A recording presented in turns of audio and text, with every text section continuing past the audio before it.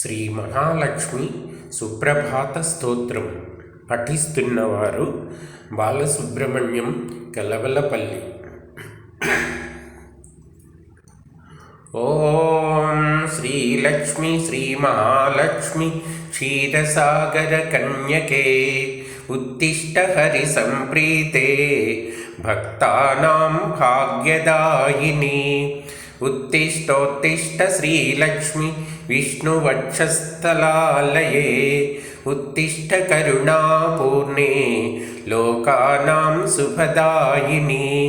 శ్రీపద్మమధ్యవసితే వరపద్మనేత్రే శ్రీపద్మహస్తచిరపూజిత పద్మపాదే శ్రీపద్మజాతజనని శుభపద్మవక్త్రే శ్రీలక్ష్మి భక్తవరదే తవ సుప్రభాతం. జాంబూనదాభసమకాంతి విరాజమానే తేజోస్వరూపిణి సువర్ణ విభూషితాంగీ సౌవర్ణవస్త్ర పరివేష్టిత దివ్యదేహే శ్రీలక్ష్మి భక్తవరదే తవ సుప్రభాతం. సర్వార్థసిద్ధిదే విష్ణుమనోనుకూలే సంప్రార్థితాఖిలజనావన దివ్యశీలే దారిద్ర్యదుఃఖభయనాశిని భక్తపాలే శ్రీలక్ష్మి భక్తవరదే తవ సుప్రభాతం. చంద్రానుజే కమలకోమలగర్భజాతే చంద్రార్కవహ్నినయనే శుభచంద్రవక్త్రే హే చంద్రికా సమసుశీతల మందహాసే శ్రీలక్ష్మి భక్తవరదే తవ సుప్రభాతం. శ్రీ ఆదిలక్ష్మి సకలేప్సిత దానదక్షే శ్రీభాగ్యలక్ష్మి శరణాగత దీనపక్షే ఐశ్వర్యలక్ష్మి శరణార్చిత భక్తరక్షిన్ ఐశ్వర్యలక్ష్మి చరణార్చిత భక్తరక్షిన్ శ్రీలక్ష్మి భక్తవరదే తవ సుప్రభాతం. శ్రీధైర్యలక్ష్మి నిజ భక్త హృదంతరస్థే సంతానలక్ష్మి నిజ భక్త కుల ప్రవృద్ధే శ్రీజ్ఞానలక్ష్మి సకలాగమ జ్ఞానదాత్రి శ్రీలక్ష్మి భక్తవరదే తవ సుప్రభాతం. సౌభాగ్యదాత్రి శరణం గజలక్ష్మి పాహి దారిద్ర్యధ్వంసిని నమో వరలక్ష్మి పాహి సత్సౌఖ్యదాయిని నమో ధనలక్ష్మి పాహి శ్రీలక్ష్మి భక్తవరదే తవ సుప్రభాతం. శ్రీరాజ్యలక్ష్మినుపవేస్మ్యగతే సుహాసిన్ శ్రీయోగలక్ష్మి మునిమానస పద్మవాసిన్ శ్రీధాన్యలక్ష్మి సకలావని క్షేమదాత్రి శ్రీలక్ష్మి భక్తవరదే తవ సుప్రభాతం. శ్రీపార్వతీ త్వమసి శ్రీకరిశైవశైలే క్షీరోదధే త్వమసి పావని సింధుకన్యా స్వర్గస్థలే త్వమసి కోమలే స్వర్గలక్ష్మి శ్రీలక్ష్మి భక్తవరదే తవ సుప్రభాతం.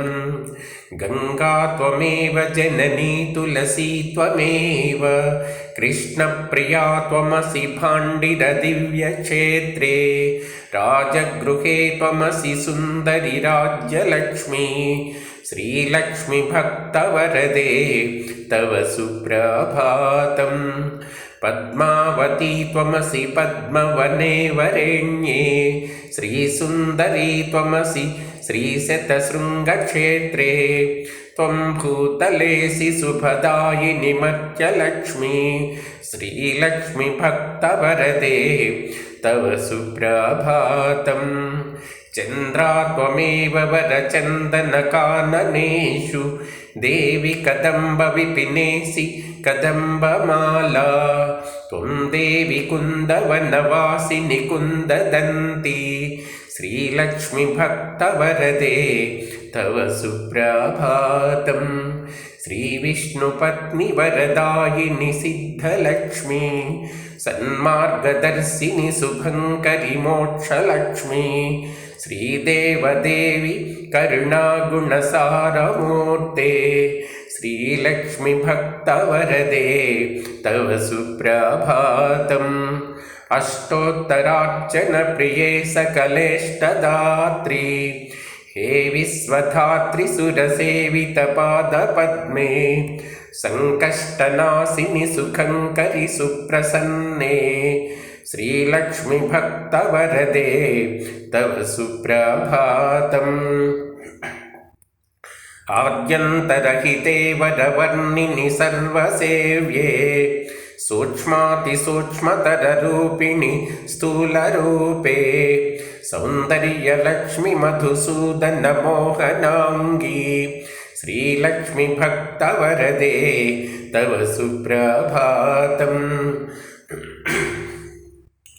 सौख्यप्रदे प्रणतमानसशोकहन्त्री अम्बे प्रसीद करुणासुदयार्द्रदृष्ट्या सौवर्णहारमणिनूपुरशोभिताङ्गी श्रीलक्ष्मी भक्तवरदे तव सुप्रभातम् नित्यं पठामि जननि तव नाम स्तोत्रं नित्यं करोमि तव नाम जपं विशुद्धे नित्यं शृणोमि भजनं तव लोकमातः श्रीलक्ष्मी भक्तवरदे तव सुप्रभातम् माता त्वमेव जननी जनकस्त्वमेव देवी त्वमेव मम भाग्यनिधिस्त्वमेव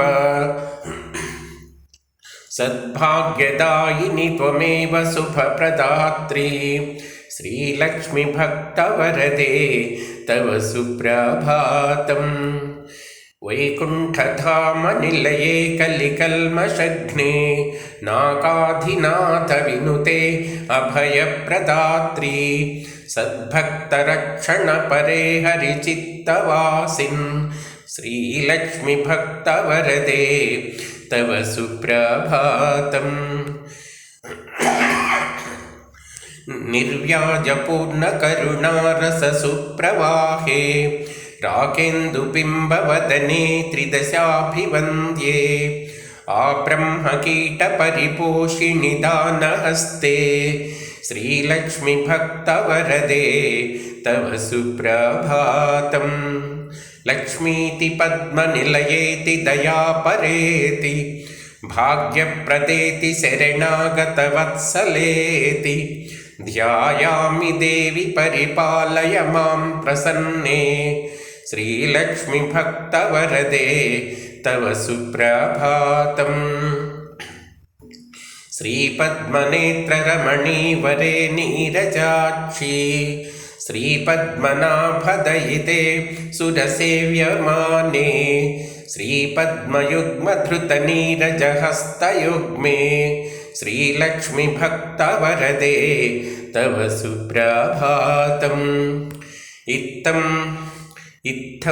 त्वदीयकरुणाकृतसुप्रभातम् ये मानवाः प्रतिदिनं प्रपठन्ति भक्त्या तेषां प्रसन्नहृदये कुरु मङ्गलानि श्रीलक्ष्मी भक्तवरदे तव सुप्रभातम्।